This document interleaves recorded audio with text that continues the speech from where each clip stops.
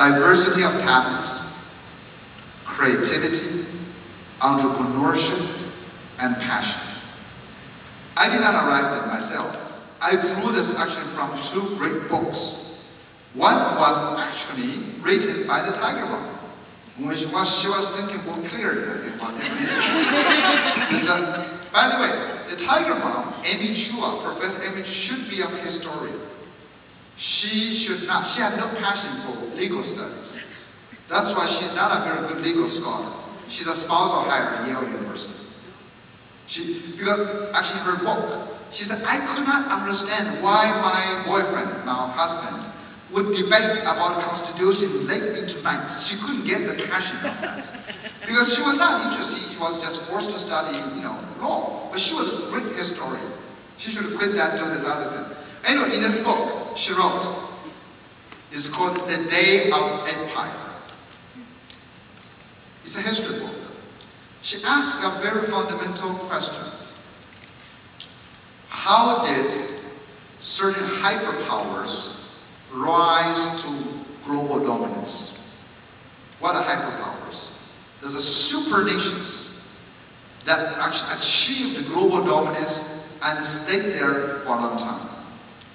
Those are examples would be the Roman Empire, Tang Dynasty, China, the Dutch Empire, the British Empire, America today. What wouldn't count would be the Japanese Empire, the Hitler's Third Reich didn't count, even the Soviet Union wouldn't count because it stayed there too short. She said, what's in common across all these empires, the great ones? She found this tolerance. Tolerance. Tolerance meaning that these empires were all able to take advantage of the different people they conquer. They may not love them, but they made use of them. Compared to Germany, in the Second World War, what they did, they were cleansing. They were actually trying to purify. So that's the opposite of them. In the Roman Empire, they would make use of it. The British Empire did the same thing. They would send the Scots to go to take care of the Panama Canal. They do all kinds of. They put the Jews come back to run our stock market. It's very interesting how they build those things. The Dutch Empire grew the same way. So now, the second book that arrived at the same conclusion was by a modern economist, Richard Florida, who unfortunately has betrayed America and went to Canada. He left Canada, US, now he's working in the University of Toronto. And what in his book is called The Rise of the Creative Class. The Rise of the Creative Class. In this book, and many other studies he did, he was very interested in what makes certain modern communities, cities, municipalities grow to prosperity and what caused others decline. If you look in recent history, the Bay Area is an economic miracle, definitely. The Boston area, even San Antonio, if you look at different areas. And then the other miracle will be Pittsburgh. But then on the other side will be Detroit, Cleveland, Milwaukee. Just think of all these horrible little places. It's what? I can't. Union City, actually. Look at New Jersey. Right? So actually, he studies this place. He said, what's that makes a difference? He arrived at 3 T's: technology, talents, and tolerance. And tolerance. And now, what arrives? Because tolerance is common.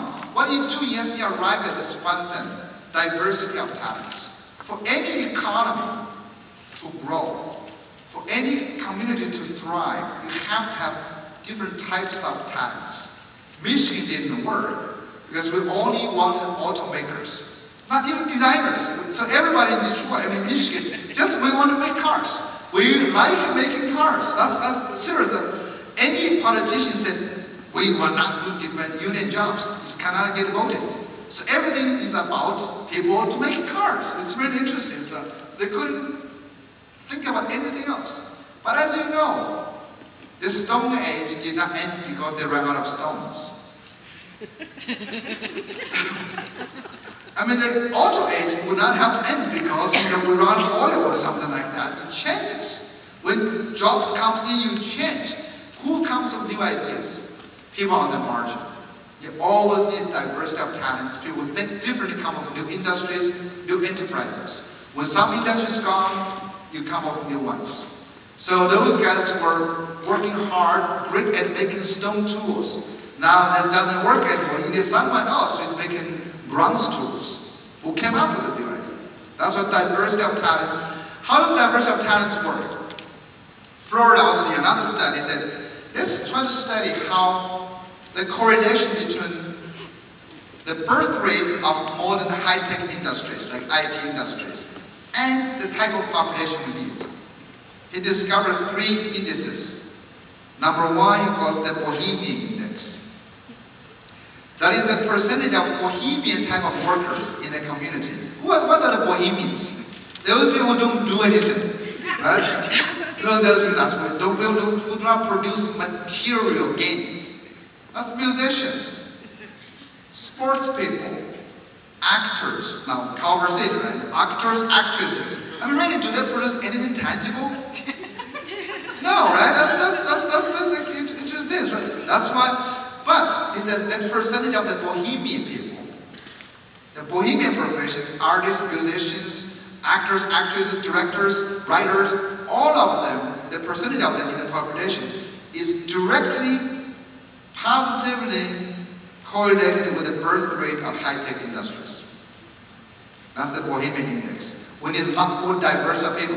Because of that, actually, I'm seeing a lot of different countries trying to diversify. Even Singapore is one opening nightclubs. And they did, actually, it's working. They're trying to do that. Melbourne has whole city blocks allowing people to invite them to do graffiti on their walls and all those things. It's, not joking. This is all serious stuff. And you go to London and think about diversity. This is very cool stuff. It's we got to invite people to do this. The second index is called the melting pot index. I don't need to explain. Percentage of immigrants. Immigrants bring new ideas. Immigrants pushes the local population out of certain jobs, force them to become more creative. That's all kind of reasons for this. The third one, this is welcome in Northern California, not so much in Southern California. They call them the gay index. The percentage of gays and lesbians in the population correlates directly with prosperity. He was criticized a lot by this number, but he said, I don't mean the gays and lesbians necessarily make the contribution, but the percentage of them simply correlates with how tolerant we are with different ideas. He said, that's a different idea. So the last one is ideas. Second one is type of skills we have. First one is more for a general view of being creative. You know, think of Industrial Revolution. There was a society called the Lunar Society in Birmingham. It's a bunch of poets, writers, authors. Yes? So if you have an immigrant who's a bohemian and a lesbian, would that be like the ideal? Well, that comes in 3 categories. You're fine, actually. That's why you're doing great here, right? That's Richard Florida. We should get him back to answer the question. Then, that's my first. The second part has to do with creativity. You know what? I want to explain a little about creativity. What is creativity? Creativity, we used to think, is a set of cognitive skills. That you can think divergently, you have different perspectives. But more recent research in social psychology explains creativity is really a tendency. Like we have group smartness, we have how we work. Creativity, human beings are all born with creativity. Like I like to think this, creativity is not taught. So imagine everybody has some amount of creativity. So as I would say, creativity cannot be taught, but it can be killed. Killed. Some people killed more successfully and some people don't. But creativity is essential today for any type of job. We don't need to explain anymore. Then we have entrepreneurship. In America, every year, you know how many? We lose about 3 million jobs from existing industries.